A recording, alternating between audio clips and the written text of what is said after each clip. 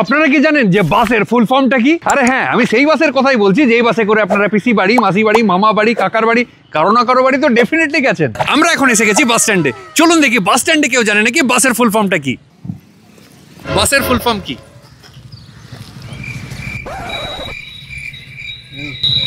না, বাসের full form তো জানি না। No idea? No idea? চলুন নেক্সট কাউকে জিজ্ঞেস করে দেখি। চলুন জিজ্ঞেস করি বাসের কন্ডাক্টর দাদাকে।